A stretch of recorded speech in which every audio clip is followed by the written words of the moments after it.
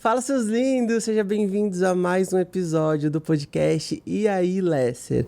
E neste dia, cara, vocês não sabem a convidada que eu trouxe hoje. Eu tô muito feliz, tô me sentindo muito em casa, porque nada mais é que Rafaela Bacique. Inclusive, eu tava esperando o meu convite, viu, amigo? Minha amiga, claro que você ia vir, né, amiga? Prazer estar aqui, tô muito feliz de te ver com esse novo projeto, achei tudo aqui sua cara e é um prazer estar aqui. Eu tô com medo um pouquinho, confesso, porque quando você tá batendo um papo com alguém que te conhece muito, você fica meio assim, né? Conhece demais dos bastidores, mas estamos aí, tô bem animada, vamos lá. Eita, será que eu vou trazer polêmicas? Porque eu conheço tudo, né? Minha melhor amiga, pra quem não conhece, pra quem não sabe, que eu acho difícil, porque vê ela sempre nos stories e eu no dela também. Gente, a Rafa é jornalista, ela agora é mentora, ela tá chique, assim, ela tá subindo o nível, ela tá um nojo, assim. E por isso que eu não trouxe antes, né? Porque a agenda dela é lotada, todo dia ela tá divulgando um restaurante diferente, ela tá em viagens, é Nova York, é Orlando. Mas você sabe que pra você sempre tem tempo, né? Comecei que bem. fofa. Tô fazendo a minha moral aqui pro final. É só pra eu não pegar pesado, né? Mas você não vai se safar dessa.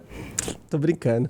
É muito leve. Então eu quero que você conheça, né? Um lado da Rafaela, da minha amiga Rafinha, que eu falo que ela é minha madrinha, gente. Porque assim, eu quando iniciei na internet, ela foi a pessoa que pegou na minha mão e me ensinou muito, assim. Me apresentou pras marcas, me levou pra vários eventos.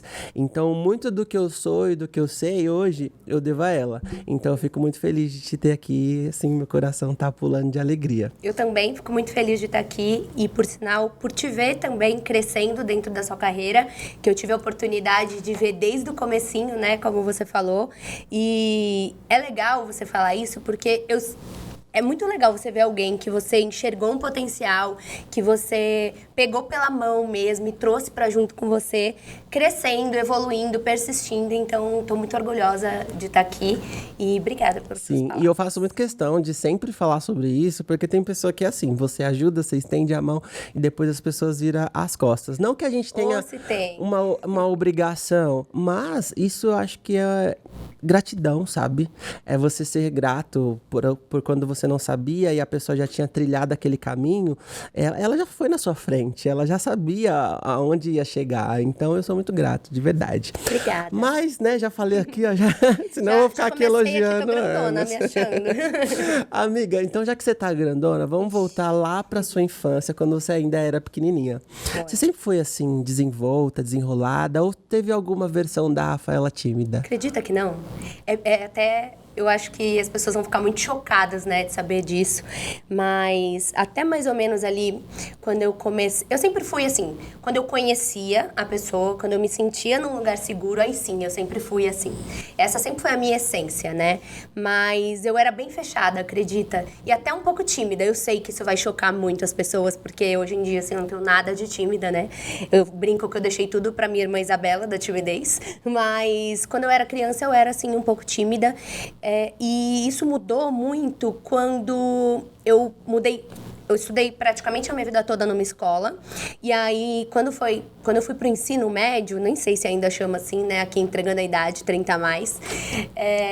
Eu mudei de escola e eu fui estudar no Bandeirantes, que é um dos colégios mais conceituados de São Paulo e tudo mais. E lá eu encontrei pessoas que tinham uma mentalidade muito parecida com a minha, né? Porque eu sempre fui, desde muito novinha, sempre fui aquela pessoa que era muito madura para a idade, né? Então, eu não me identificava muito com a maioria das pessoas à minha volta. Eu acho que se deve um pouco a isso também. E quando eu fui para essa escola, onde as pessoas à minha volta tinham uma mentalidade muito parecida com a minha, aí eu deslanchei total, assim, e aí parece que virou uma chave mesmo na minha vida e não desvirou nunca mais, né? Desde nova, sempre foi a tia Zezé. Sempre foi a tia Zezé. Na frente do tempo. Sempre, sempre. Depois quero saber por que esse apelido. Esse apelido eu vou contar. E você sempre gostou dessa parte de comunicação? Como que foi o seu início no jornalismo e na comunicação? Eu vou contar como eu descobri que eu queria trabalhar com comunicação, porque foi uma época muito parecida, muito próxima a essa virada de chave. Eu estava um dia na minha casa da praia com meu avô, pai do meu pai, e eu estava luta de saber o que eu queria fazer da minha vida. Até então eu não tinha a menor ideia. Eu fazia exatas lá no Bandeirantes, porque eu falava que eu ia ser engenheira só porque eu era boa de exatas. Eu não me animava muito com a ideia de ter essa profissão para minha vida. Mas eu ainda não tinha encontrado o que eu queria ser. E um belo dia, exatamente assim, eu estava conversando com meu avô e ele me chamou, assim, meu avô era uma pessoa muito inteligente, a pessoa mais inteligente que eu conheci na minha vida. E ele virou para mim e falou assim, filha, vem aqui. E sabe o que eu acho? Que você devia fazer jornalismo. Assim, do nada. Na hora que ele falou aquilo pra mim, parece que tirou uma venda dos meus olhos. Eu pensei, caramba, como que eu nunca pensei nisso? E desde esse dia, eu tive certeza absoluta que eu queria trabalhar com comunicação. Tanto que o meu primeiro curso de jornalismo esportivo eu fiz com 13 anos, que foi bem em seguida disso. Que legal. Eu gosto quando a pessoa, tipo, enxerga na gente e nos direciona. Eu, por exemplo, foi a minha professora de inglês. Ela falou, você tem a cara de publicidade. Sério? Eu nem sabia o que era publicidade. E aí eu fui pesquisar vários cursos, porque eu tava entrando, né, na época da faculdade, e quando eu vi falar sobre o assunto, eu falei, cara, é esse. Foi exatamente E hoje assim. eu até mandei mensagem recentemente pra ela, falei, muito obrigado, porque eu me encaixo perfeitamente, eu amo o que eu faço. Sou apaixonado, então é legal. E depois que você vê, não dá pra desver, né? Você fala assim, caramba, como que eu nunca enxerguei isso, né? Sou eu total. Você não se vê fazendo outra coisa, não, né? a minha trajetória toda, eu acho que ela mostra muito isso. Eu até tentei, em alguns momentos, desviar um pouquinho, mas não tinha como, assim. Eu nasci pra trabalhar com comunicação, eu sou completamente apaixonada por tudo que envolve comunicação e sou muito realizada na minha vida. Eu tive em muitos momentos que bater no peito e falar, eu vou me manter aqui pra trabalhar com isso, mas eu sou muito satisfeita, faria tudo de novo. Teve algum momento que você pensou em desistir ou achou que não daria certo? Eu sempre acreditei muito, mas como eu comecei minha carreira como jornalista no jornalismo esportivo, né? Porque quando eu decidi que eu queria fazer jornalismo, eu amava futebol, desde criança. E aí, desde muito nova, desde aqueles 13 anos, eu queria fazer jornalismo para trabalhar com jornalismo esportivo. E então, isso eu tô falando assim, eu sou de 89, então era uma época onde era muito mais difícil ter mulheres no jornalismo esportivo do que é hoje. Então eu sabia que para eu ter uma oportunidade, mesmo eu entendendo muito, eu gostando muito, eu estudando muito, eu tinha que estar muito à frente dos caras que iam concorrer comigo naquela época, porque senão eu não ia ter a minha oportunidade de mostrar o que eu sabia. Então eu comecei com 13 anos, real, assim, o pessoal ia pra festinha. Eu não fui em uma festa de 15 anos na minha vida. Eu recusei todas, porque eu sempre estava lá fazendo curso, não sei o quê, porque eu sabia que eu precisava estar muito na frente para ter uma oportunidade. E aí eu comecei a fazer vários workshops de jornalismo esportivo e tudo mais. E comecei, quando eu estava na primeira semana da faculdade, eu entrei no Lance, que era o maior jornal de esportes do Brasil. Já começou bem. Comecei ótima, meu amor. No meu primeiro dia eu entrevistei o Roberto Carlos. Olha Falaram, vai só. lá, você não é braba, minha filha? Ficou nervosa? Fiquei nada, amigo. Você sabe que eu não fico, Sim. né? Assim, eu acho que isso é uma das coisas que mais confirma, assim, pra gente que a gente tá mesmo onde a gente tem que estar. Porque, principalmente, eu sempre trabalhei com TV, com câmera, ao vivo, né? Ao vivo é a minha paixão, assim. Aquela coisa sem roteiro, no improviso, é o que eu mais amo. Eu até brinco, se você medir meu batimento, não muda um. Porque eu amo aquilo. E aí pra mim, foi uma experiência incrível. Inclusive, foi lá que eu aprendi tudo. Você perguntou se eu já pensei em desistir, né? Como eu comecei muito cedo, logo que eu entrei na faculdade, eu entrei no lugar que eu mais sonhava trabalhar na minha vida, que era o Lance, né? Que na época era o lugar mais concorrido por conta de ser o único jornal que era só de esportes do Brasil. Então, por exemplo, eu era rainha na minha faculdade, porque todos os meninos da minha faculdade queriam trabalhar onde eu trabalhava, e era eu que trabalhava lá. Então, assim, eu era amiga de todo mundo me achava o máximo, porque eu trabalhava lá, enfim, peguei a época do Ronaldo no Corinthians, bombava.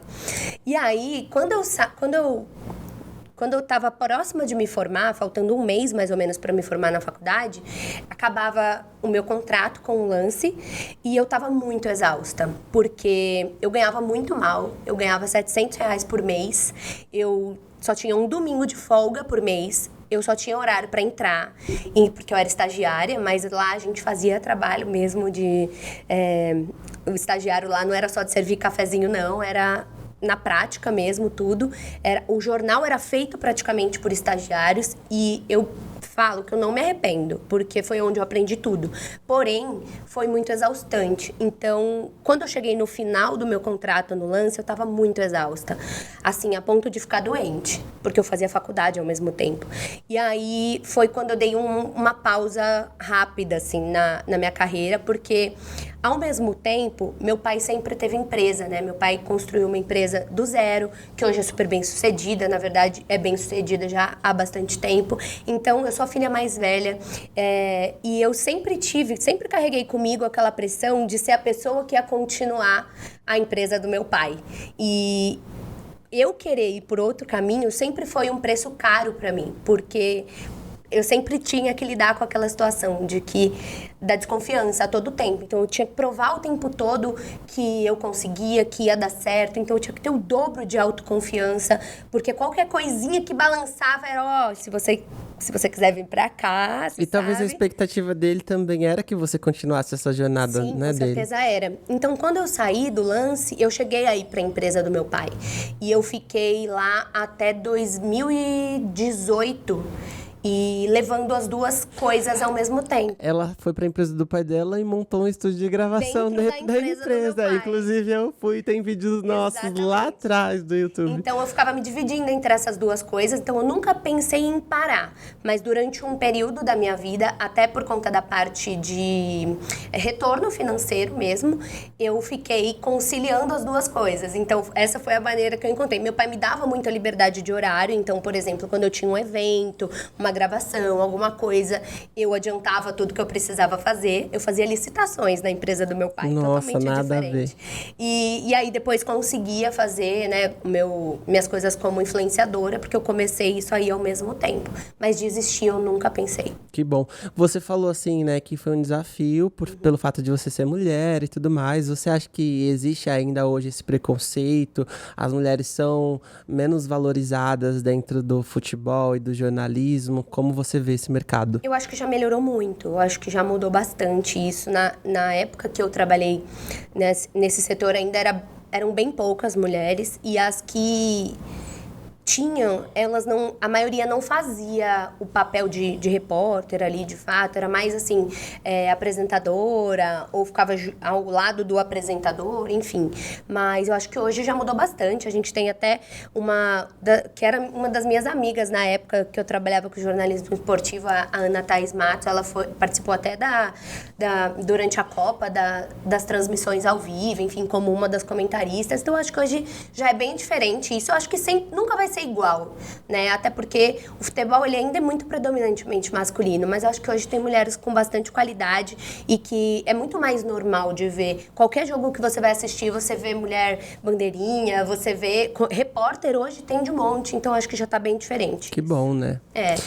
Qual foi o maior desafio, assim, que você teve que lidar na sua carreira? Na minha carreira toda? Em geral. Assim, eu acho que cada fase teve o seu desafio, né? Mas eu acho que o maior desafio, quando eu vim pra internet, logo que eu saí do jornalismo, eu não queria mais trabalhar com futebol, porque eu achava que eu já tinha realizado todos os sonhos que eu tinha dentro desse segmento. Eu cobri Copa do Mundo, final de Libertadores, eu peguei a época do Ronaldo no Corinthians, Neymar no Santos. Eu falei, gente, o que mais que eu posso fazer aqui? E aí eu sou uma pessoa muito movida a desafios. Então, eu sentia que eu já tinha feito tudo que eu queria, né, que eu sonhava dentro desse segmento. E eu tava um pouco cansada de trabalhar com futebol, porque eu tava deixando de gostar de futebol. E eu queria voltar a ser torcedora, porque quando você tá ali como repórter, como jornalista, você aprende meio que a ser um cone, né? Óbvio, você tem o time que você torce e tudo mais, mas você não tem reação. Mas até hoje eu sou um pouco assim. Eu saí do jornalismo esportivo em 2011. E até hoje eu assistindo o jogo, essa semana mesmo o Corinthians foi pra final do campeonato. Eu não tenho reação, eu fico assim, sabe? Porque você aprende. E sua família é muito ligada, né, ao esporte. Meu pai jogava, né? Meu pai foi da seleção de futsal. Inclusive, gente, quem me levou pro estádio a primeira vez foi a Rafinha. Eu só levei porque ele não me contou que ele era palmeirense. Ela me levou pro estádio do Corinthians. E aí, chegando lá... Eu posso contar um mico? Pode. Ela descobriu que era palmeirense, pode. Olha, ele ainda pagou um mico. A gente tava no camarote. E aí ele virou e fez assim, ué... Cadê o narrador? Não tem aquele cara que fica narrando o jogo? Ai, gente, eu achei que tinha alguém lá, porque eu não Como é que eu vou saber o que entendo. tá acontecendo? Eu não entendo de futebol, então eu achei que tinha um narrador. Aí quando eles começaram a jogar, que eu não vi uma voz falando quem era o jogador, pra onde tava, o que tava fazendo, eu falei, agora piorou, eu não entendo nada. E ainda tô no time do Ao concorrente, contrário, que eu não e posso falava nem pra ele, gritar. "Shh", isso mesmo. Foi engraçada essa história. Foi. E aí, voltando, né, pro que você me perguntou sobre a maior dificuldade, quando eu fui pra internet, uma coisa que me marcou muito foi que a minha ex-diretora lá do Lance, quando eu decidi sair, eles me propuseram uma renovação de contrato que eu achava que não era o que eu esperava, enfim, e eu decidi sair. E aí ela falou assim pra mim, tava começando essa história de internet, de blog, enfim, e ela falou assim pra mim, Rafa, hoje, para você ser jornalista, isso em 2011, você não precisa de um veículo, você pode ser o seu veículo. Quando ela falou isso pra mim... Virou a chave. Virou a chave, porque eu sempre fui uma pessoa com uma personalidade muito forte. Então, eu sempre me recusei a fazer muitas coisas que eu achava que não condizia com... Por exemplo, eu achava que passava do ponto do que eu podia como jornalista. E eu, estagiária, batia no peito e falava, gente, isso aqui não vou fazer, porque não acho que é certo. Não fazia. Então, eu entendi que para eu trabalhar num veículo, eu ia ter que me sujeitar a algumas coisas que eu não estava disposta e ganhando pior. Então, a minha ideia de ir para a internet foi essa, de ser o meu próprio veículo, poder falar, fazer a comunicação do jeito que eu acreditava e que eu queria, e eu também queria mudar de segmento, tanto que eu comecei falando de beleza, né? E aí, dentro desta fase, que é a que eu tô até hoje, o meu maior desafio foi a questão de como rentabilizar esse trabalho, né? Porque até hoje as pessoas têm dificuldade com isso e é a maior dor do nosso universo. Imagina em 2012, né? Então, durante um período muito grande, eu tive que fazer esse trabalho sem ganhar um centavo. Óbvio, eu tinha o respaldo de ter o trabalho lá da empresa do meu pai, né? Mas eu tive que ter muita resiliência, né? Para continuar e estar aqui até hoje. Acho que esse foi o maior desafio. Se você pudesse voltar no tempo, qual é a mensagem que você daria pra essa Rafaela? De 2011? Sim. Para eu acreditar na minha intuição, principalmente, porque quando eu comecei na internet, eu tinha um programa que eu tinha em mente, não existia podcast ainda na época, o YouTube estava só no começo e eu tinha a ideia de fazer um programa de entrevistas, que hoje é um formato podcast, exatamente, sobre bastidores, né, do futebol, principalmente na época, e eu fiquei esperando muito o momento perfeito. E hoje, a mensagem que eu daria para a Rafaela de 2011, quando eu estava no auge dessa transição, é que projeto que nasce perfeito, ele nasceu tarde. Que, principalmente na internet, o principal é você dar a sua cara a tapa. E você vai ajustando a rota durante o caminho. Então, eu sou uma pessoa que durante a minha vida toda, a minha trajetória toda foi marcada por coragem. Mas naquele momento eu não tive coragem. E eu acho que teria feito toda a diferença. Aquela frase, né? Começa, depois melhora. Exatamente, eu acho que é isso. Às vezes a gente fica cozinhando muito uma história, e até eu tive essa conversa com você recentemente sobre um projeto que você está aí engatilhado, porque a gente quer que ele saia perfeito, mas a gente só vai conseguir fazer esses ajustes quando você está... o caminho se faz caminhando, né? Então, era esse recado que eu daria para a Rafaela de 2011. Que bom, eu comecei também, gente, gravando com o iPhone 4S, sem iluminação, colocava um abajur. Eu lembro do seu tripé, que ele tinha umas bolinhas assim, a né? gente se conheceu num evento do YouTube, aí eu tava com o tripé, eu sempre andei com o tripé, até hoje eu ando com o tripé, né? E aí tinha umas bolinhas assim, aí eu sentei do lado dela e da Madu, nossa amiga, no banco, assim, no YouTube, e ela falou assim, o que é isso? Sempre muito curiosa, né? O que é isso? Aí eu fui explicar. Curiosidade de jornalista, amigo. E aí nós nos conectamos e assim, a gente se identifica muito, nossa maneira de pensar, os nossos valores. E aí foi surgindo uma amizade que já tem aí mais de 11 anos, né? Amigo. Por aí. E então, eu acho assim, começa, gente. Eu comecei com a janela, gravando com a iluminação da janela, com o abajur quando era à noite. Começa depois, no processo, no caminho, você vai melhorando, né? E aí você vai plantando a sua semente e daqui a pouco ela começa a germinar. Mas precisa ter plantado antes, mesmo que você não veja o fruto. Ela falou, eu fiz muitas coisas que eu não recebia, mas é porque a semente estava ali na terra, ninguém via, mas ela estava criando em raiz, para depois ela começar a crescer e depois florescer e depois trazer os frutos. Então pensa aí sempre nisso, você está plantando e depois você vai colher. E isso é muito legal, porque hoje eu vejo que na internet as pessoas são muito imediatistas, né? Elas olham para o trabalho de influenciador e só vê o palco, né? Óbvio, a gente mostra mais o palco, né? Que é o resultado do que a gente faz. Mas os bastidores são muito intensos. E aí a pessoa tem aquela sensação de que qualquer pessoa hoje em dia pode ser influenciador, e pode. Só não sei se vai conseguir viver disso, de fato. Por quê? Porque não quer plantar. A maioria das pessoas quer já começar colhendo, e não é assim. Quanto tempo a gente plantou?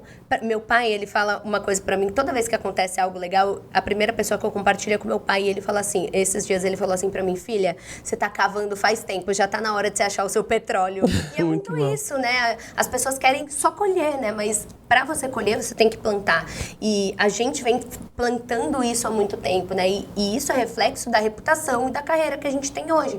Porque na internet o mais difícil não é você acontecer. Na verdade, isso hoje em dia é o mais fácil, né? Tem várias fórmulas mágicas aí que se você seguir, você vai conseguir acontecer. Mas o mais difícil é você permanecer como a gente, que eu já vou fazer 13 anos nesse mercado, você também próximo disso. Então, eu acho que hoje esse é o maior desafio. Você conseguir se manter num mercado que surge tanta gente todos os dias. E que não passa por cima dos nossos valores, né?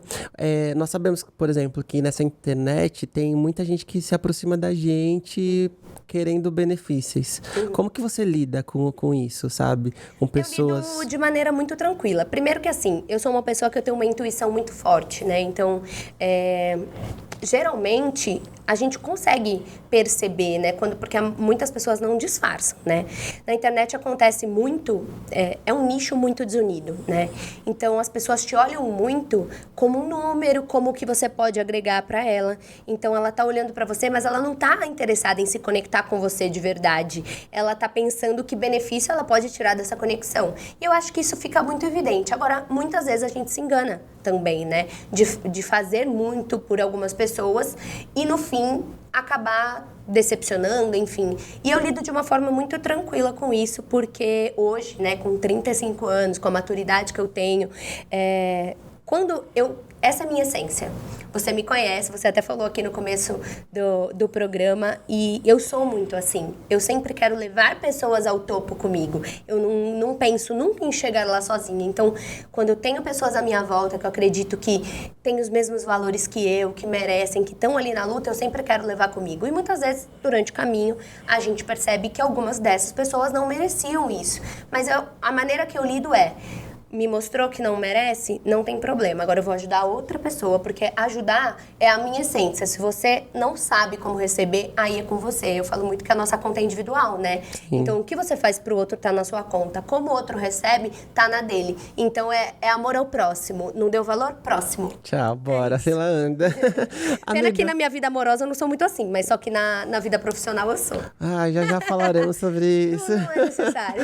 Amiga, e uma pergunta super aleatória. Você gosta de açaí? Meu Deus, eu amo açaí. Eu amo açaí. Então você veio no dia certo, porque tem açaí aqui. Não é só o potinho? Não, claro que não. Coloquei aí pra você experimentar. Amigo. Você tá brincando? E eu aí, posso comer? Lógico, deve. Ai, gente, deve ser. E esse açaí pode não pegar mesmo? Pode pegar. E aí tem os condimentos aqui, ó. Pode colocar eu gosto granola, paçoca, pode. E não é só qualquer açaí, gente. É o açaí dos nossos patrocinadores. The Best Açaí. É uma rede de sorveterias que não tem só açaí, mas também tem sorvetes. Mais de 24 sabores de sorvetes, 12 sabores diferentes de açaí. Inclusive, olha essa novidade aqui, ó. Eu trouxe fiz questão de deixar até o pote aqui, porque esse é um açaí de sabor Ferrero Rocher. É açaí... Caramba. De Ferrero Rocher. Olha que legal, né? Meu Deus, deve ser melhor que muita gente. Tem com banana, tem com diversos sabores diferentes.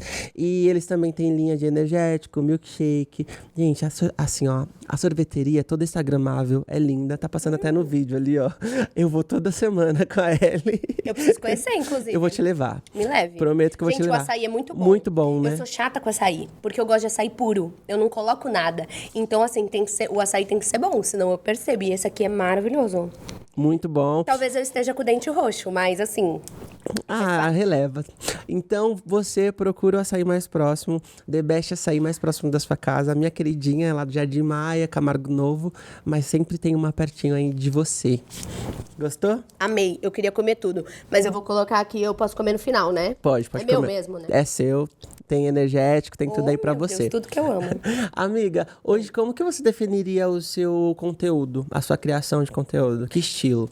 Olha, a minha criação de conteúdo, ela mudou muito, o meu nicho, né, num geral, ao longo dos anos, porque eu acho que influenciador é muito isso, né? O nosso conteúdo, ele acompanha as nossas fases e a gente, ainda que começou na internet quando era tudo mato, não tinha as orientações que tem hoje. Hoje ainda é muito pouco. Tem muito pouca, né, orientação, mas na nossa época, gente, isso foi muito tia Zezé. A gente não sabia nem precificar, não sabia como se vender. E ninguém sabia, na verdade. Até hoje as pessoas não sabem e desvalorizam o mercado. Exatamente, fica a dica. Não desvalorize o mercado. Enfim, mas quando a gente começou, a gente aprendeu muito tudo batendo cabeça, né? Testando. Vai, faz uma coisa, não quero mais falar disso, enfim. O nosso conteúdo, ele foi evoluindo junto com as nossas fases. E desde a pandemia, eu segui por uma linha muito mais de... O meu perfil, ele é como se fosse um guia, né? De experiências. Então, eu falo sobre restaurantes, viagens e compras. Porém, eu estou num momento de transição, até por conta da mentoria. Não vou deixar de fazer esse tipo de conteúdo, porque eu me identifiquei muito. Eu gosto muito de contar histórias, né? E o que eu gosto desse universo é que eu consigo colocar muito do meu lado jornalista. Então, se você assistir meus vídeos, você vai perceber que eles, por exemplo, não têm o intuito de viralizar. Por quê? Não que eu não vou gostar se acontecer, mas não é o estilo da minha comunicação. Minha comunicação não, isso é autoconhecimento, né? A gente vai entendendo com o passar dos anos. E hoje, eu acho que eu tô num momento muito maduro em relação a isso. Eu sei muito bem qual é o meu estilo de comunicar e eu tenho usado isso como um ponto ao meu favor. Então, 90% do meu feed hoje, ele é pago. Então, eu recebi por 90% dos posts que tem lá. E como que eu faço isso? Eu vendo espaço, né, pro restaurante ou enfim, pra loja, pro passeio, enfim, pra experiência, no geral. E eu crio um conteúdo contando, apresentando aquele lugar sob o meu olhar. Então, assim, eu sempre vou falar da parte que eu mais gostei, mas a ideia é essa, apresentar o conteúdo. O meu conteúdo hoje ele é muito mais comercial, ele é voltado para rentabilizar de verdade. E aí entra a questão da dica, né, que o pessoal gosta muito de salvar, e quando eu quiser ir num rodízio de pizza aqui na minha região, então acontece muito isso. Mas hoje o meu conteúdo ele é muito comercial e agora eu tô entrando num outro momento, até por conta da mentoria, onde eu também tô trazendo um pouco mais do lado educacional do nosso mercado, né, que é o por trás da mesa ali, né. Então, a minha ideia para esse ano é dividir realmente entre esses dois lados. A parte de guia mesmo e também essa parte que traz um pouco mais dos bastidores do universo da influência. Sim, eu sei que na sua mentoria você ensina os influenciadores como se vender e tudo mais, mas só assim uma pincelada, como que hoje funciona? Você corre atrás das marcas, elas correm atrás de você, direto com a marca grande, sei lá, uma marca top, você vai lá, já fala com eles, tem uma agência que faz esse intermédio. Eu já sei, mas tem gente que não sabe, então eu gostaria que você explicasse. Isso dentro do meu produto Rafaela Basic, né? As duas coisas. Quando é marca grande, sempre a marca vem atrás de você, a marca ou a agência que representa a marca, né? Você sabe que desde o começo da minha carreira como influenciadora, eu sempre trabalhei com marca grande, muito por conta de eu ter vindo do jornalismo. Então, eu acho que eu trazia a credibilidade que faltava um pouco no universo. Então, eu sempre tive oportunidades com marcas grandes. E quando se trata deles, é o caminho inverso. Eles vêm até mim. Agora, o ponto que fez eu mudar totalmente a minha vida financeiramente como influenciadora foi quando eu aprendi a ir atrás das marcas, né? Que é o que eu ensino justamente na minha mentoria. Eu entendi que a maior dor do nosso mercado, principalmente do micro e do médio influenciador, né? Porque o macro já é outra história, é que a gente não consegue ter uma previsibilidade de renda. Então, por exemplo, a gente faz trabalhos com marcas grandes, só que tem mês que chega a 2, tem mês que não chega nenhum, tem mês que chega a 5. Então, a gente não consegue ter uma previsibilidade de renda. Isso nos faz ter que, normalmente, ou ter mais um trabalho, né, para poder ter essa previsibilidade, ou então não receber. por ele. Então, o que fez eu mudar a chave foi eu aprender como eu criar as minhas próprias oportunidades. E isso, geralmente, são com marcas menores. E é isso que eu ensino dentro da minha mentoria. Que legal, que bacana. Acho que fica a dica aí para muitos influenciadores que estão começando a jornada, até seguir o perfil dela e participar da mentoria, porque vai te ajudar, assim, sabe? Você vai sair na frente. Tipo, a gente aprendeu 8 anos para seguir esse caminho, enfim. E já com alguém que já trilhou, vai aprender assim, ó, em meses, muito rápido, em dias, enfim. Você sabe que foi isso que me convenceu a virar mentora, né? Eu estava fazendo o curso com o Joel J, que é o meu mentor. A equipe dele e ele que fizeram toda a estruturação da minha mentoria e tudo mais. E aí eu tava em dúvida, eu já tinha essa vontade, eu sempre gostei de ensinar. Eu não gosto de fazer pela pessoa, eu gosto de ensinar ela a fazer. Então eu já tinha isso, né? Eu sempre tive. E aí ele falou assim pra mim, se você tá em dúvida se você deve ensinar, pensa você assim, de 5 anos atrás. A Rafaela de 5 anos atrás gostaria de aprender com a Rafaela de hoje o que você sabe sobre a parte comercial desse universo? Quanto você pagaria para você te ensinar isso? Quanto tempo da sua vida você economizaria e quanto dinheiro você teria ganho? Eu falei, tá bom, tô convencida, vamos fazer. Uau, foi tipo isso. Muito bom, muito bom. Você falou também que você tinha um podcast, né? Você tinha um podcast que era um bate-papo sobre futebol e também pagode, né? E aí, num desses podcasts, você recebeu o Gabi? Recebi. Gente, essa menina era louca, a doida, apaixonada pelo Gabi. Eu obrigava todo mundo a escutar o Gabi. Entrou no carro dela, tinha que escutar, gostando ou não, não importa. Eu já sabia todas as músicas, mas nem era porque eu gostava, era porque eu era obrigado. Não, fala sério, você gostava? Não, aí depois eu passei a gostar um pouquinho. É que eu sou influenciadora, né? Exatamente. Me diz como que foi ver ele, assim, pessoalmente, né? Cara, como você reagiu? foi muito especial, porque eu já tinha entrevistado o pai dele, que é o Rodriguinho. O Rodriguinho foi no meu podcast. E olha como é muito louco, né? Eu acredito muito em lei da atração. Eu adoro tudo que fala sobre isso.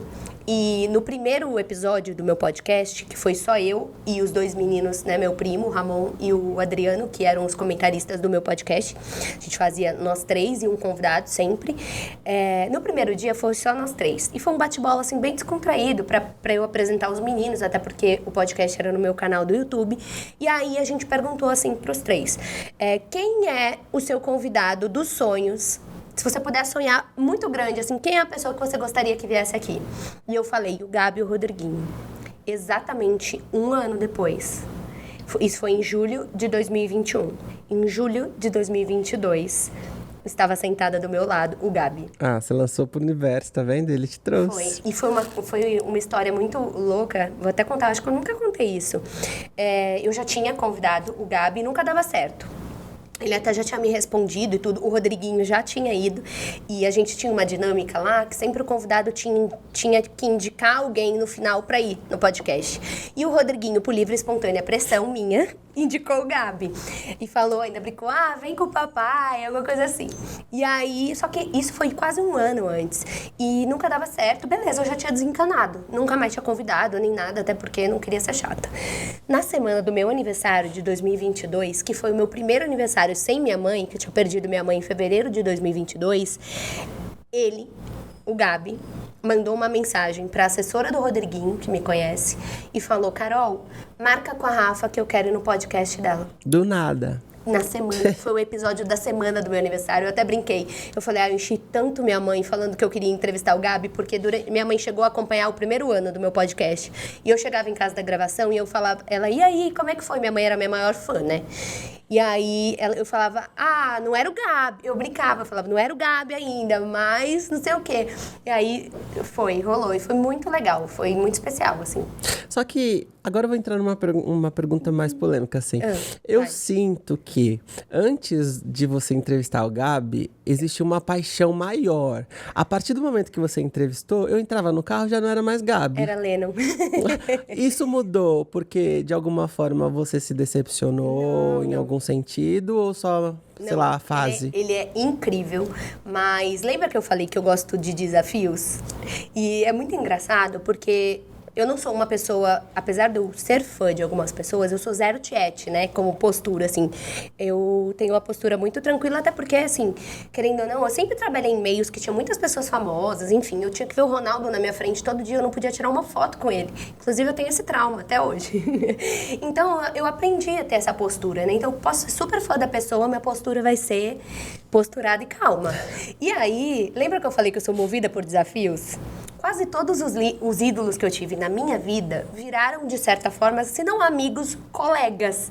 Eu era fã do Thiaguinho, quando eu era mais nova. Ele virou meu amigo, assim, de ir no jogo do Corinthians comigo, com meu pai, tomando cerveja na calçada. Assim. Aí eu acho que quando tira aquela coisa do inalcançável do ídolo, dá uma abaixada. Aí você tem que achar uma outra pessoa inalcançável para você ter o desafio de alcançar. Então agora, desde esse dia se tornou o Lennon, porque é meu sonho entrevistar ele. E você, aí você já isso. tirou ele é foto, meu já encontrou, e Já. agora eu soube aí que tem um outro admirador aí, mas depois a gente entra nesse me conta, detalhe. eu não tô sabendo. Já tem um outro nominho que você já vem falando muito pra mim, assim, e já tá sim, mudando. Eu acho que já tá mudando Não, de não mudou ainda, L7. não mudou, Então, tá na dividido. transição. Tá dividido. Tem alguma coisa assim no mundo da influência que acontece e as pessoas não sabem? O que você acha? Tem. Eu não sei se as pessoas não sabem, mas eu acho que as pessoas que não vivem nesse meio, elas têm uma visão, né, que é totalmente errada sobre as amizades dentro desse meio, né? Eu acho que a coisa mais comum que tem é você ver pessoas que parecem super amigas e tudo mais, e do nada, pronto, não se falam nunca mais e tudo mais. Eu acho que isso é um ponto, né, que o público acaba percebendo depois, mas durante não percebe. Eu acho que as relações são muito baseadas e pautadas no interesse. E eu acho que as pessoas também não têm essa noção da dificuldade que é por trás. Acho que são esses dois pontos. Eu lembro de uma história que você me contou que você estava num evento, né? E de repente a blogueira tava lá falando, tô de dieta, daqui a pouco, quando desligou o celular, Total. ela foi, pegou um hot dog enorme. E na época, isso foi no Fashion Week, né? Na festa do Fashion Week. Na época, que era, sei lá pra 2015, eu acho que ela era a única influenciadora fitness do Brasil. Gente, acontece muito. Infelizmente, na internet, as pessoas passam muitas coisas que não são reais, né? Só que assim, é meio como num reality, na minha opinião, você não vai conseguir manter esse personagem pra sempre. Sim. Né? E aí a gente entra novamente naquela história você não tá pensando a longo prazo, né? Então, eu acho que você precisa pensar a longo prazo. Por exemplo, tem alguns assuntos que eu não falo, que eu evito de falar na internet. Por quê? Pensando em me preservar a longo prazo. Mas não é muito difícil de descobrir também. Se você quiser muito saber uma informação sobre mim, você dá uma fuçada lá que você vai achar, entendeu? Mas eu não fico levantando bandeira de algumas coisas e tudo mais. Por quê? Porque eu acho que você tem que entender que você é uma empresa, que você é um produto. Então, você tem que pensar comercialmente em como vender esse produto de uma forma que te favoreça, né? Então, não adianta, por exemplo, você vender uma mentira que você vai cair nela, porque ainda mais num mundo que você mostra o tempo todo tudo, você já vai derrapar. Sim. E como que você lida com as críticas? Olha, é até engraçado falar isso, porque você sabe que eu sou uma pessoa muito autoconfiante, né? E isso me blinda demais, sempre me blindou minha vida toda, porque eu sou uma pessoa, e eu sei que sou privilegiada por isso, porque é uma das maiores dificuldades, que eu não dependo da aprovação alheia pra nada na minha vida. Nunca dependi. Então, eu acho que por conta disso, eu não recebo crítica. Porque acho que não ia ter graça. Eu tenho 13 anos de mercado, eu nunca tive um hater. Nunca. Só doido que queria te seguir. Eu tinha um fã doido que ele me mandava sapatos, você lembra disso? Eu lembro. Começou a querer estar no evento que você tava, enfim. Mas, hater, crítica, eu nunca tive. Eu atribuo muito isso ao fato de que não mudaria 1% do meu dia. O que eu ia fazer? Eu ia bloquear, excluir e pronto, acabou, segue a vida. Vamos ver se agora ela começa a passar a ter haters, porque eu vou entrar num assunto polêmico. Maria, lá vem. É o seguinte, tem uma dinâmica aqui no nosso programa que você tem que escolher um número de 1 a 4. E aí eu vou ler uma pergunta polêmica. Se você quiser responder e me responder, você ganha um presente que tá naquelas caixinhas. Tá. Mas você não é obrigado a responder, tá? Senão Tá você bom. fica sem presentes. Ah, entendi. Por livre e espontânea pressão. Uhum. É o meu jeitinho de É o meu convencer a jeitinho. pessoa a responder Não, e eu tirar quero coisas que eu presente. quero. Tá bom. Eu quero... Posso escolher um número? Pode. É 01 na 02. 2? Não, 01. Ah, o que é 0102? Não, 01. Não é 02. Eu quero um. Ah, tá. Eu me confundi aqui. Bugou. Calma, e pior que eu tinha gostado da 2, Nossa, mas enganou, tá vendo? essa é fácil. Sopraram no meu ouvido. Essa é fácil pra você, eu acho. Ah, é? Vamos lá. Pergunta número 1. Você já teve que fingir gostar de um produto ou serviço para não perder uma parceria? Qual foi a marca? Fingir gostar, não. Fingir gostar, eu nunca tive. Mas eu tenho um desafio em alguns momentos. Porque, principalmente em restaurante, por exemplo. Quando eu gravo em restaurante japonês, eu não como nada cru, eu não gosto. Mas eu nunca finjo que eu comi. Tudo que eu comer é porque eu comi de verdade. Nem que seja só pra provar. Só que eu mostro o que tem. Hoje é fácil lidar com isso dentro do meu universo. Porque eu não preciso fingir que estou comendo. Eu posso só te mostrar que tem. E eu foco sempre... Perdão. Eu foco sempre mais na parte que eu gosto. Então, em todos os lugares que eu vou, eu posso até te mostrar o restante. Mas eu sempre vou dar foco na parte que eu gosto. Eu sou muito chata com isso, de credibilidade. Então... eu não me lembro de nenhum caso. Se fez, é porque você gostou. Exatamente. E se também chegar um recebido e não for tão interessante, ou você não mostra, eu faço ou você muito fala a isso. verdade que não foi tão legal a Eu experiência. não costumo falar muito. Se eu não gostei, porque eu acho que isso é um cuidado que falta muito nos influenciadores. A não ser que seja algo assim, que seja unanimidade, e que quase nunca é, eu acho que você tem que ter muito cuidado com a questão do gosto. Por quê? Seja comida, seja um produto, às vezes, uma coisa que eu não gosto pode ser a sua coisa preferida. Sim. Então, assim, eu tenho muito cuidado e eu sempre tive, acho que também esse é um dos pontos de eu ter um relacionamento tão bom com as marcas, eu não finjo que eu gostei. Eu não falo nada. Por quê? Eu tenho esse cuidado, porque pode ser que só eu que não gostei. Pode ser que no Brasil a gente tem muita diversidade. Então, por exemplo, um produto de beleza que pra mim não deu certo, pode ser que pra você dê super certo. Eu não vou esculhambar a marca sem responsabilidade. Então, a minha postura eu não vou fingir que foi bom, mas eu não vou falar nada. Sim. Que bom, foi sincera e honesta. Foi tranquilo, Então, eu tô com medo da próxima parte, mas... Ganhou um presentinho, abre pra gente ver o que é. Tananana. Pode ter coisa boa, ruim, mais ou menos. Depende da sua sorte do seu dia. Vamos lá Ai, ver. que bonitinho! Ah, Eu sei. amei! É um Aperta. ventilador? Ai, gente! Nesses dias de Eu calor, amei. mostra pra câmera. Gente, eu amei. Você sabe que isso aqui é bom pra passar água termal e secar com ventinho? Aí, ó, a maquiagem amei nesses isso, dias de gente. calor vai facilitar a sua vida. Gente, eu amei. Você só vai cansar de ficar assim. Eu achei terapêutico. Teve um que já era portátil, que já era carregável, aí já Eu fazia o gostei vento desse, normal. porque fortalece o dedão. Esse é de apertar. Ai, eu achei fofo, amei. Gostou? Amei. Aí, ó, viu? Nem foi tão polêmico Não, assim, foi tão ó. de boa, foi de boa. Que bom. Rafa, agora eu quero ir uma parte pessoal da sua vida e talvez até um pouquinho delicada, né? Você já falou sobre a morte da sua mãe, né? Mas não falou muito a fundo. Como que foi você lidar com isso? Bom, eu acredito que, na verdade, não foi só a perda da minha mãe, né? Foi o processo todo, né? Minha mãe ficou doente, ela ficou 3 anos doente.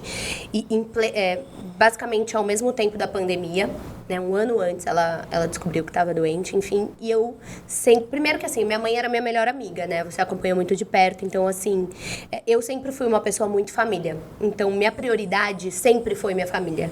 Eu sempre fui aquela pessoa... Primeiro que eu sou muito tranquila, né? Sou muito caseira, muito de boa. E meus pais são separados desde que eu tinha 13 anos. Então, eu com 13 anos, eu meio que virei a cabeça da minha casa. Eu era a referência para todas as pessoas da minha casa com 13 anos, assim. Até minha mãe mesmo, ela era uma super mãe, mas ela tinha muita dependência emocional de mim. E então eu tive que amadurecer muito, muito cedo. E não só tive, eu peguei essa responsabilidade para mim, inconscientemente, mas até pelo meu perfil, pela minha postura, enfim. E isso eu entendo hoje, né? Mas na época foi totalmente inconsciente. E minha mãe tinha muito essa dependência emocional comigo. Então, durante todo o processo de tratamento dela, enfim, de tudo, eu acompanhei ela em absolutamente tudo. Então, assim, durante 3 anos da minha vida, eu falo que eu vivi em função da minha mãe. A única coisa que eu fazia sem ser cuidar da minha mãe e estar com a minha mãe, não só cuidar, era meu trabalho. Então, foi um período... E assim, eu olhando para trás, eu vejo que eu lidei de uma forma absurda, assim, incrível com tudo isso. Porque eu sempre soube que eu era forte, mas hoje eu assumi muito essa força. Porque muitas vezes a gente... eu até falo isso. Eu sou forte por natureza, eu nasci forte. Todas as situações da minha vida, assim, eu nunca fui uma pessoa frágil. Nunca fui. Eu sempre fui a filha mais velha. Eu tenho 3 irmãs, não tenho nenhum irmão, é só mulher na minha casa, né, tirando meu pai, enfim. Então eu sempre fui essa figura de força, assim, dentro da minha casa, entre meus amigos e tudo mais. E nesse período da doença da minha mãe, eu acho que isso ficou muito claro pra mim. Eu acho que eu lidei da melhor forma possível. Óbvio, foi o momento mais difícil da minha vida, mas eu saí dele muito forte, porque eu falo que depois que você passa pela perda da sua mãe, nada na sua vida se compara a isso. Qualquer perda... Não existe nada que se compare a isso. Então, esse era o meu maior medo da minha vida e eu tive que enfrentar. Então, minha vida se divide em antes desse episódio e depois desse episódio, porque... Depois que eu perdi minha mãe, nada mais me assusta. Então, se eu já era corajosa, hoje eu não tenho medo de absolutamente nada. Eu não tenho medo de perder ninguém. E óbvio, não tô nem dizendo perder desse jeito, né? Mas perder da minha vida. Se você quiser se afastar de mim e quiser ir embora, vai, o último que sair apaga a luz. Porque eu superei eu lidei com a morte da minha mãe, né? Então, assim, mudou o patamar de tudo na minha vida. Mudou meu patamar de dor, de força, de tudo. Então, eu acho que eu consegui enfrentar da melhor maneira possível. E essa é uma coisa que você não cicatriza nunca, né? Todos os dias eu sinto saudade da minha mãe. Mas eu não tenho culpa, porque eu aproveitei minha mãe ao máximo. Então, eu acho que isso é até uma dica que eu dou para quem ainda tem a mãe, o pai, enfim. Não espere perder para dar valor. Porque o que a maioria das pessoas fica remoendo a vida toda é por conta da culpa. De falar, eu poderia ter ficado mais, eu poderia ter curtido mais. Eu não poderia ter curtido mais. Eu curti minha mãe o máximo que eu pude. Minha mãe ia pro pagode comigo. Meu rolê de fim de semana era almoçar com a minha mãe, jantar com a minha mãe. Minha mãe ia nos eventos comigo. Enfim, então eu curti minha mãe ao máximo. E isso me consola muito. Eu acho que eu saí muito forte. Não, e de fato, Rafa, você e sua mãe pareciam muito irmãs mesmo, muito parceiras, né? E qual foi o maior ensinamento, assim, que ela te deixou? Eu acho que o maior ensinamento que a minha mãe me deixou... A minha mãe era uma pessoa muito cuidadosa, né? Assim, ela era uma pessoa que... Ela era muito amorosa, ela cuidava de cada detalhe. Eu acho que eu puxei muito isso dela, aprendi muito isso com ela. E é até engraçado que já faz 3 anos, né, que eu perdi minha mãe. E em muitos momentos eu me vejo replicando ações da minha mãe, né? Então, principalmente nesses detalhes, assim, com as minhas irmãs. E então, eu acho que eu, óbvio, não fiquei no lugar dela, mas acho que muito do que minha mãe fazia, eu continuo fazendo. Até mesmo para minha sobrinha, né? Porque a minha sobrinha, a minha mãe chegou a ver ela nascer, a gente morava tudo junto e tal, mas a minha mãe faleceu antes dela completar 1 ano. Então, até meu pai me falou isso há um tempinho atrás, falou assim, eu sei que você faz pra Tonton, que é minha sobrinha, tudo que a sua mãe faria. E eu realmente faço, eu tento muito passar pra ela todas essas coisas que a minha mãe fazia pra gente, que me marcou muito até hoje, né? Com 35 anos, ainda lembro desses detalhes, dessas pequenas coisas do dia a dia. Então, eu acho que isso foi um ponto. E o segundo ensinamento, muito... Não foi bem um ensinamento, mas foi uma coisa muito importante que antes de eu perder minha mãe, eu sempre vi minha mãe, a minha vida toda, eu enxergava minha mãe como uma pessoa fraca, no sentido de ela ter sempre sido muito dependente emocionalmente de mim, do meu pai, da minha figura do meu pai, que sempre fomos mais essa postura de liderança e tudo mais, e eu enxergava minha mãe dessa forma, era inconsciente, mas eu enxergava minha mãe de uma forma fraca, nesse sentido. E durante a doença dela, durante o processo, né, de tratamento e tudo mais, eu mudei completamente essa visão que eu tinha da minha mãe. E logo que eu perdi minha mãe, uma vez eu fui fazer um treinamento de autoconhecimento, e teve uma dinâmica lá, enfim, e eu fechei os olhos e você tinha que imaginar umas coisas, e eu vi minha mãe de uma forma muito forte. Então, esse processo todo, ele serviu para mostrar para mim o quanto minha mãe era forte. Então, ressignificou a maneira que eu a via nesse sentido. Então, isso também foi um ensinamento para mim. Que legal. Você disse que tem 3 irmãs, né? Qual é o que você mais é apegada? Existe uma preferência? Porque só tem uma, olha, então eu não sei. Preferência não, mas assim, eu sou muito apegada com a Isabela, por conta de... Ela é 8 anos mais nova que eu. E quando meus pais se separaram, ela tinha 3 anos. E eu meio que peguei ela pra mim. Então, eu fiz muito esse papel junto com a minha mãe, de mãe pra ela. Eu tinha um pouco essa figura de mãe pra ela até hoje. E então, por isso, eu sou muito apegada com ela. Mas eu me dou muito bem com todas as minhas irmãs, enfim. Mas eu sou muito apegada com ela por conta disso. Porque ela sempre me viu muito como uma referência, sabe? Quando ela estava na escola, era criança e tudo mais, eu era a pessoa que falava, não vai faltar na escola, vai fazer inglês. Então, eu tinha muito essa relação com ela e tenho até hoje, e que, de certa forma, também repassa para minha sobrinha, que é a filha dela. Muito bom. Agora eu quero entrar numa parte que eu tava querendo entrar desde o início. Porque assim, né, gente? Eu ia no programa dela, ela me zoava. Agora eu falei, agora sou eu que comando, eu que tô aqui na frente. O mundo dá voltas. Amiga, quero saber da sua parte sentimental, né? Como anda o seu coração? Batendo, amiga. Mas batendo por alguém ou batendo só pro trabalho? Olha, assim... Demorou, é que existe aqui, um clima romântico. Não, assim, você sabe, eu sou uma pessoa muito focada em trabalho, né? Mas eu sempre, quando eu me interesso por alguém, você sabe muito bem, eu demoro muito tempo.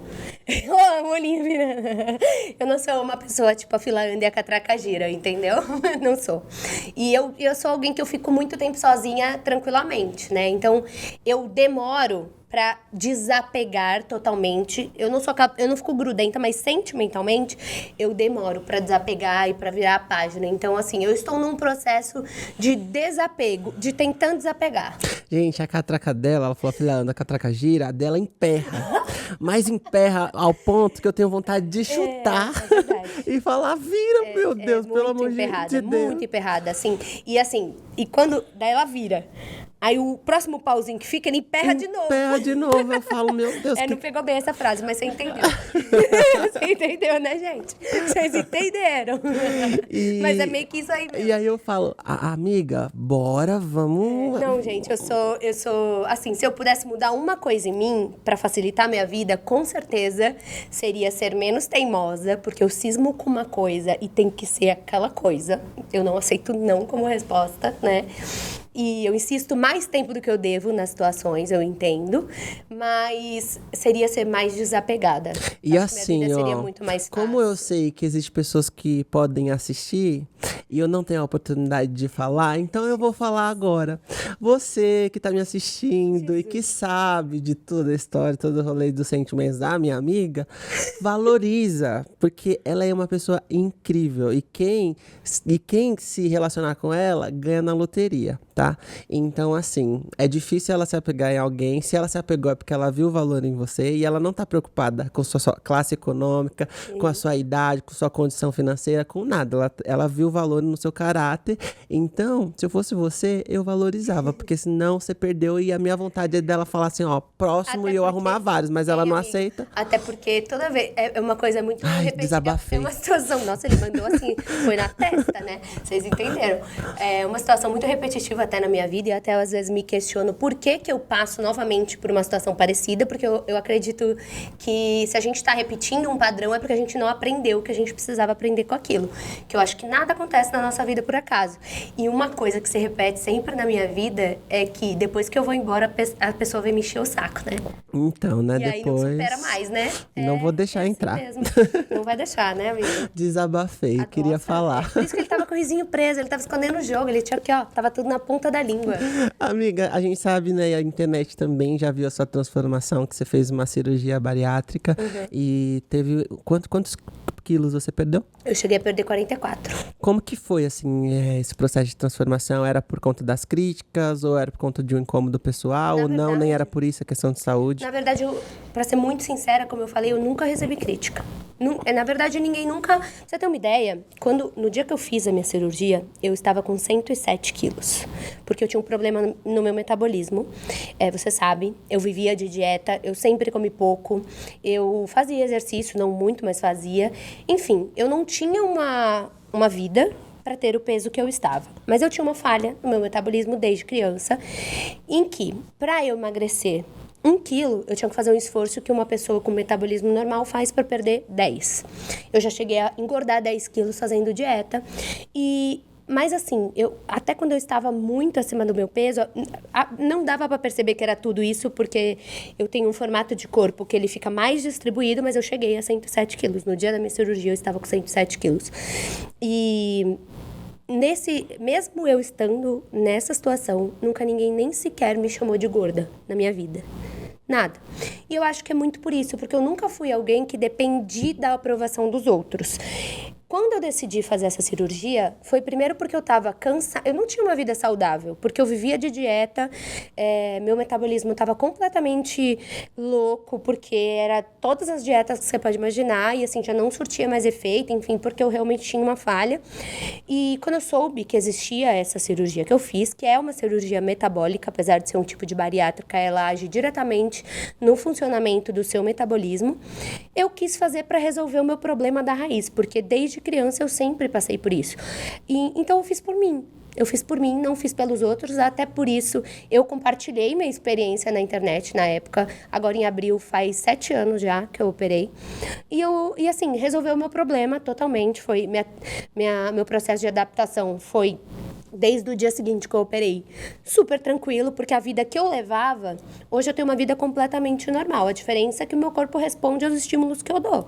Então, se eu comer um pouquinho mais, eu vou ficar um pouquinho mais inchada. Se eu comer menos, eu vou emagrecer. E é isso. Mas foi muito tranquilo o processo todo pra mim, porque eu já tinha hábitos que eram condizentes com a vida que eu tenho hoje, por exemplo. E em relação a minha imagem, a minha autoestima mudou bastante, porque eu estava num momento que eu não estava me reconhecendo na pessoa que eu estava vendo. E foi esse o ponto principal para mim. Eu sempre trabalhei com TV, na época eu apresentava um programa ao vivo, e eu me via no vídeo, eu falava, essa pessoa não sou eu, né, no momento próximo da cirurgia. E como é uma cirurgia que você acaba emagrecendo num curto período, muito rápido eu me identifiquei novamente. Então, eu acho que potencializou muito a minha vida nesse sentido de que eu estava me sentindo eu novamente. Então, eu acho que esse foi o principal ponto. E de quebra, eu ainda inspirei muitas pessoas, porque eu não esperava ter essa repercussão. Eu quis compartilhar a minha experiência. Não foi uma parceria nem nada. Inclusive, o meu médico faleceu o ano passado e ele 7 anos depois, ele até sempre me falava o quanto ele era grato, o tanto que eu indiquei ele, e na verdade não foi essa a intenção, foi só levar adiante a informação de que existia essa alternativa, porque eu mesma não sabia. Eu achava antes que para você fazer uma cirurgia bariátrica, você tinha que estar, assim, numa situação muito extrema, não tinha conhecimento, então a minha ideia foi levar esse conhecimento, e foi, mais de 50 pessoas operaram com o meu médico, só de ver como foi a transformação da minha vida. Então, assim, eu acho que eu ajudei muitas pessoas indiretamente que tinham problemas muito maiores que os meus, porque eu recebia depoimentos, assim, impressionantes, de coisas que eu nunca tive, porque eu nunca tive problema de autoestima, eu nunca sofri bullying, eu nunca perdi trabalhos por conta disso, nem nada. Então, assim, pra mim, quando as pessoas falavam, eu fui vendo que o buraco era muito mais embaixo. Coisas que eu não enfrentava, mas que eram gigantes para outras pessoas. E intencionalmente conseguiu ajudar outras pessoas, né? Sim. Que bom. Voltando olhando agora para sua parte da sua carreira, quais são os próximos planos e projetos? Você está agora com a sua mentoria, né? O que você tem? O meu maior projeto hoje é a questão da mentoria. Eu enxerguei isso como uma missão mesmo. Eu entendo que a profissão de influenciador, ela não vai mais deixar de existir. Eu enxergo o mercado, apesar de já ter aí mais de 10 anos e tudo mais, eu ainda acho que o mercado está muito no começo, porque ainda é um mercado muito amador. E eu acho que é um mercado que precisa de educação. Em todos os sentidos. O cliente não sabe o que está contratando, o influenciador não sabe o que está vendendo, e aí vira esse amadorismo geral, assim, e ninguém consegue ainda hoje explorar da melhor forma esse trabalho. Eu acho que a tendência é cada vez mais perpetuar essa função, e eu espero que cada vez mais profissional. E como eu ainda acho que está muito no início essa profissionalização da profissão de influenciador, eu quero muito partir para essa função e para essa missão de entregar esse legado para o meu mercado. Eu sou uma pessoa que sempre estudou muito, né? Eu sou viciada em estudar todo o mercado que eu estou inserida, até demais, assim, às vezes as pessoas falam, nossa, você é bitolada. Eu sou mesmo. É verdade, eu sou. É prazeroso para mim, é um hobby, eu gosto. Então, eu quero ter esse papel mesmo de linha de frente, de treinar pessoas e de poder trazer mais profissionalismo para esse mercado que eu estou inserida e que eu enxergo como muito promissor ainda. E você tem sonhos de sair do digital, expandir para além do digital? Tipo, com palestras presenciais? Tenho, inclusive, esse mês eu vou dar a minha primeira palestra. Olha só, primeira mão? Primeira mão, primeira mão. Legal. Vai ser num evento para 100 mulheres empreendedoras em Maresias. É a 3ª edição desse evento. E o tema da minha palestra é: não deixe de viver na sua máxima potência, com medo de ofuscar as outras pessoas. Uau. Então, vai ser bem legal. E como faz para as pessoas se inscreverem? Esse evento ele vai ser presencial. E eles estão ainda vendendo os ingressos, quem quiser participar, vai ser incrível. E é um espaço de networking muito poderoso para mulheres, empresárias, enfim. E acho que vai ser bem legal, estou bem animada de poder levar essa mensagem adiante, porque eu enxergo ainda como uma questão. Quando eles me convidaram, eu fiquei pensando, sobre o que eu gostaria de falar para essas mulheres?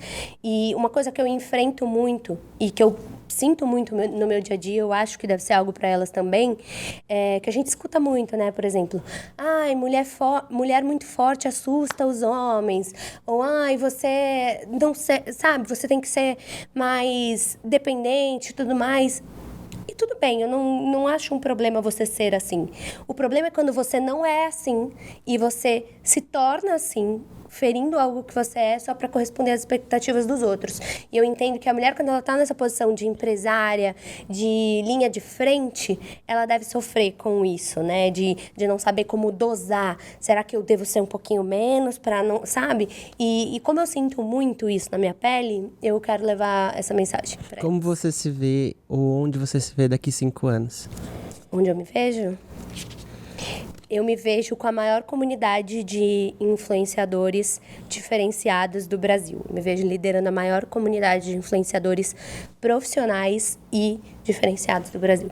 Que demais, eu espero que lindo. Que você esteja nela, inclusive. Ah, sim, com certeza. Eu sou o primeiro a apoiar tudo que você faz e tá ali aplaudindo de pé. Eu acho que esse vai ser um movimento muito forte, assim, e eu já percebi logo no início que é a transformação que tá gerando mesmo na vida das pessoas, e eu tô vendo como uma missão mesmo, tô empolgadíssima. Tá muito lindo, eu vejo ela postando os bastidores e sempre tem um convidado também nas mentorias, parabéns.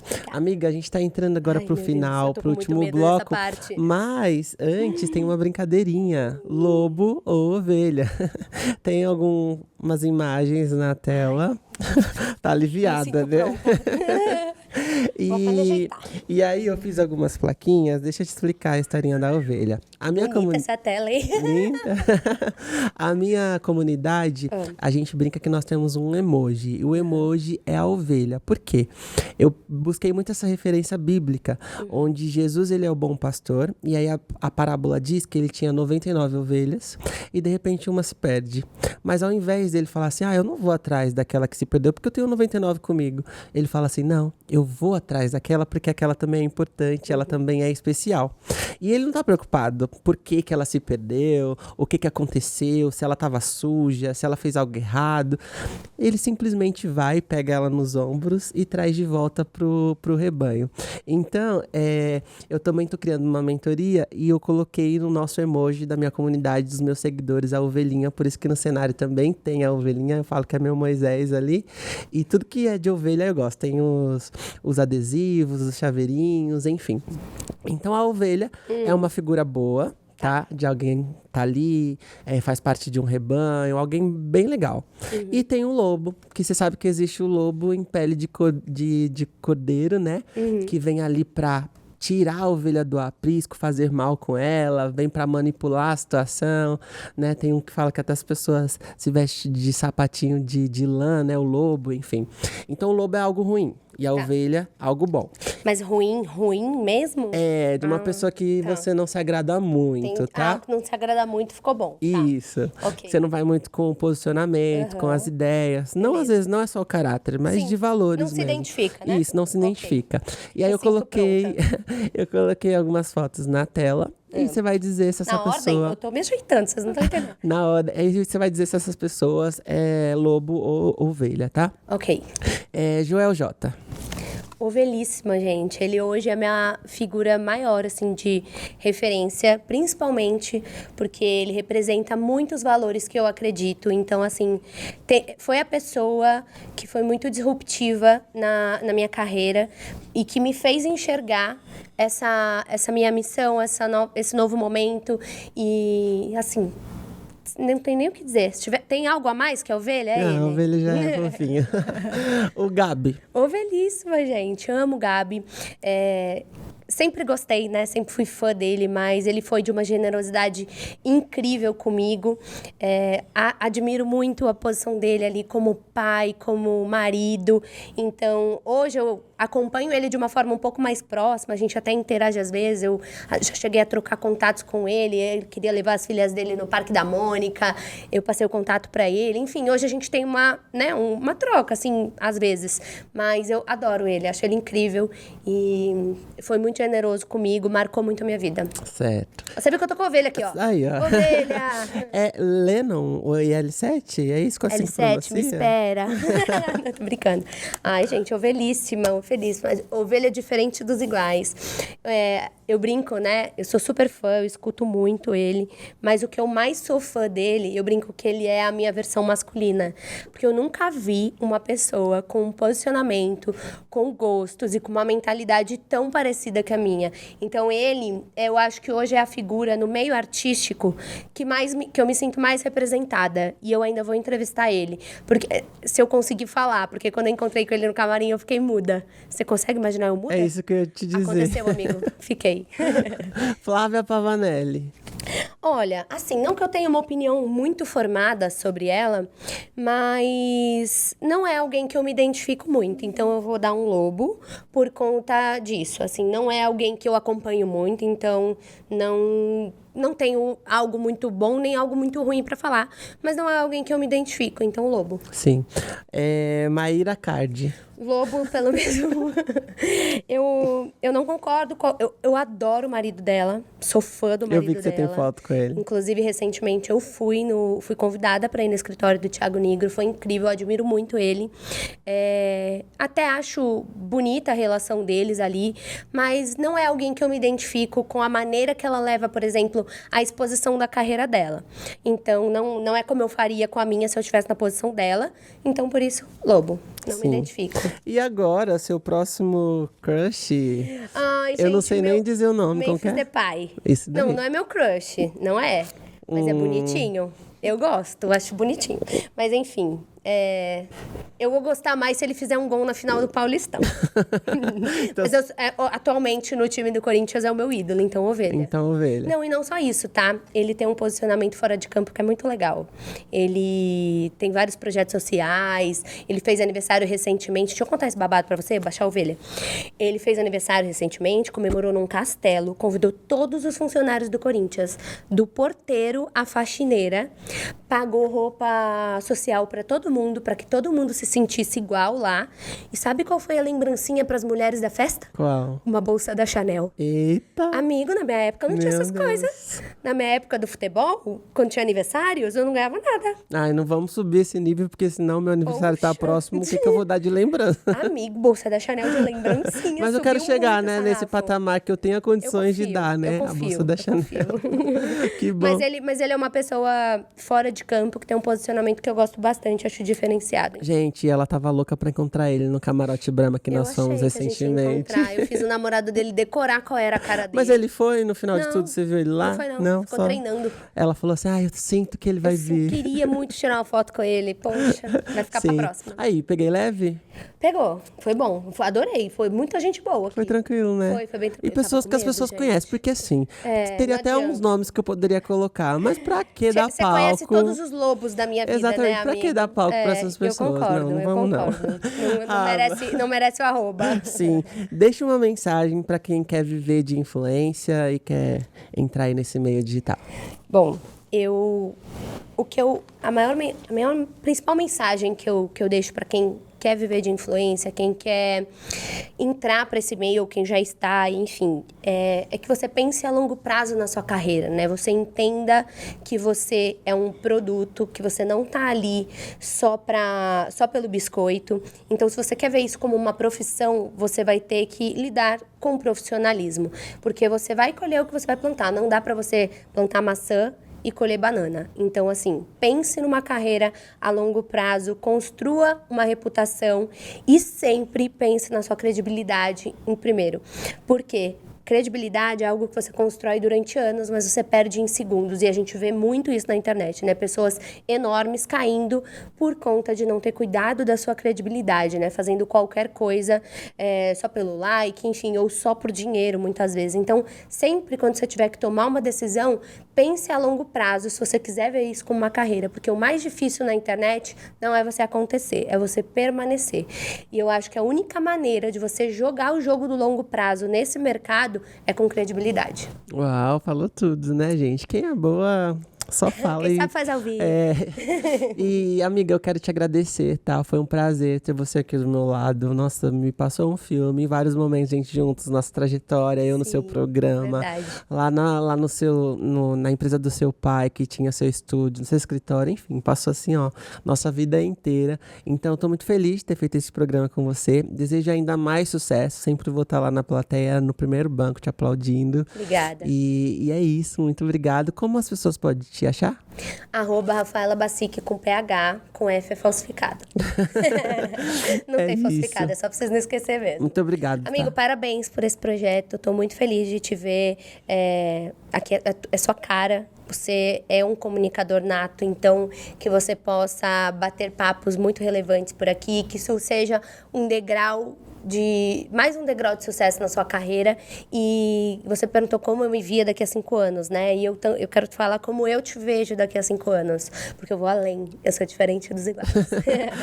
Eu acho que você agora está muito próximo da sua missão, que eu enxergo que é sim ser o líder dessa comunidade, assim como eu falei que eu me vejo como líder da maior comunidade de influenciadores profissionais e de valor do Brasil, eu também te vejo representando uma comunidade da qual você faz parte e que precisa tanto dessa figura de alguém como um maestro, como um treinador ali para guiar essas pessoas e para que elas se sintam pertencentes de algo de valor. Então, aquela mensagem que eu mandei para a Rafaela de 2011, eu vou mandar para você também, que você tenha a coragem de colocar em prática seus sonhos, porque projeto que nasce perfeito nasceu tarde. Então, é isso. Amém, eu recebo. Ai, que honra, gente.